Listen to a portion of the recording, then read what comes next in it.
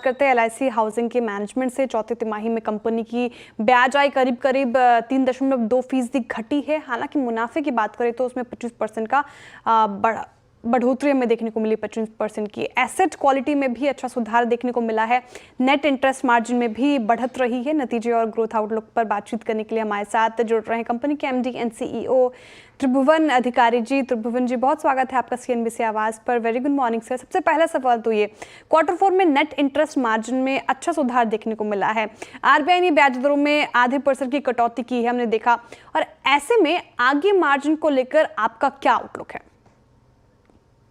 हाँ, आरबीआई ने फरवरी और अप्रैल में रेट कट्स किए हैं। 50 बेसिस पॉइंट्स की रेट कट्स ऑलरेडी हो चुके हैं।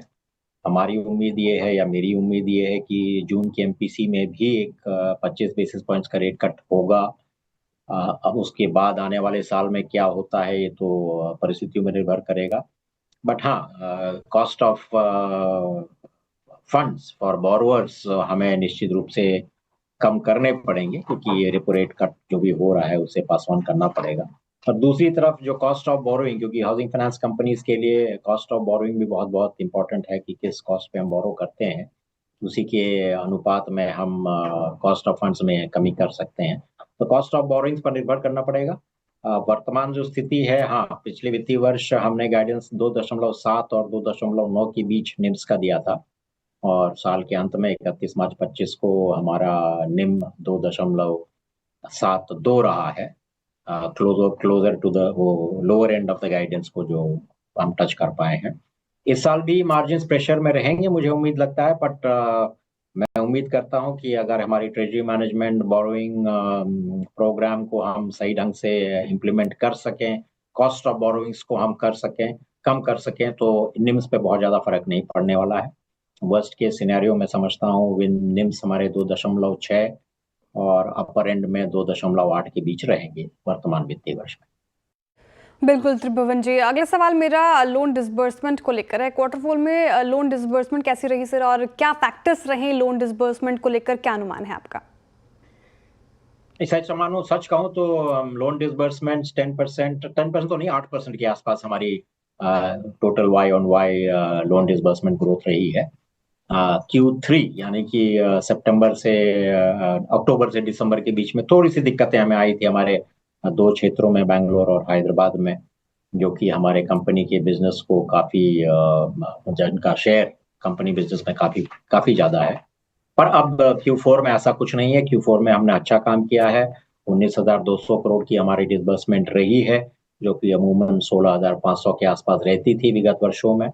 तो Q4 में हमें अच्छा ग्रोथ देखने को मिला है, और हम पूरी आशान्वित है कि वित्तीय वर्ष 25 और 26 में हमारी ग्रोथ बरकरार रहेगी।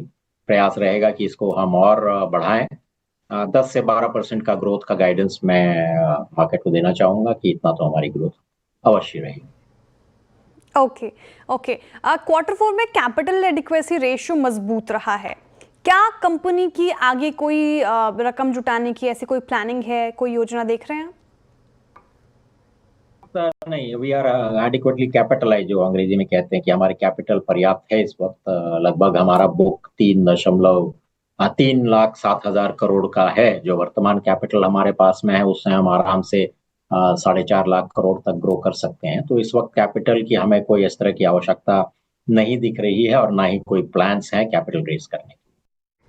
अच्छा, ठीक है। लेकिन मौजूदा स्थिति आप देखें, माहौल को देखकर माइक्रो इकोनॉमिक स्थिति को कैसे देख रहे हैं आप? लिक्विडिटी को कैसे मैनेज कर रहे हैं?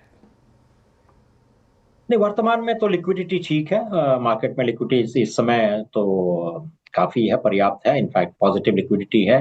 हाँ, पिछले साल Q4 में खास तौर पे मार्च के महीने में काफी लिक्विडिटी में दिक्कत आई थी, जिसकी वजह से हमारी बोरिंग कॉस्ट भी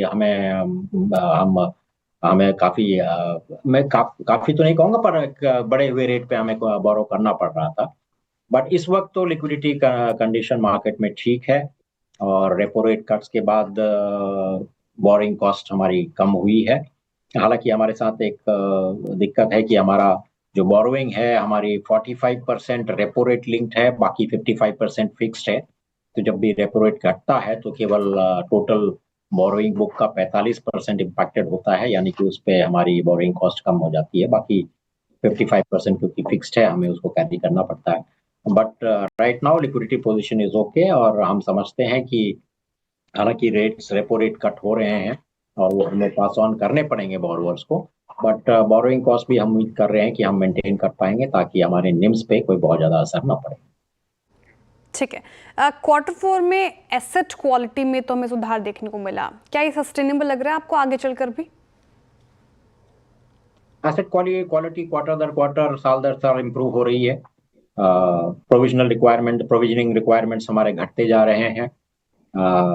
मुझे अच्छी तरह याद है 2 साल पहले हमारा ग्रॉस एनपीए 4.41% था, जो कि इस साल के अंत पे हमने घटा करके 2.46% पर हम ले आए हैं। तो एसेट क्वालिटी इंप्रूव करते जा रही है, और वर्तमान वित्तीय वर्ष में हम पूरी तरह से आशान्वित है कि एसेट क्वालिटी और फर्दर इंप्रूव होंगी, और बहुत लोन्स खास तौर पे हमारे होलसेल बुक का मतलब कंस्ट्रक्शन फाइनेंस में जो पुराने पुराने लोन्स हमारे एनपीएस में पड़े हुए हैं, उन पे तमाम किस्म की कार्रवाई हो रही है। कोई एनसीएलटी में है, कोई डीआरटी में है।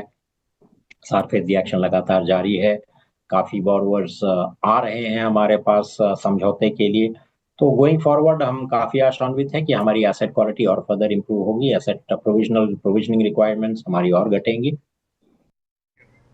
बिल्कुल, बहुत शुक्रिया सर आज हमारे साथ जुड़ने के लिए, तमाम सवालों के जवाब देने के लिए बहुत शुक्रिया देवबंद जी, और all the very best for upcoming quarters. चलिए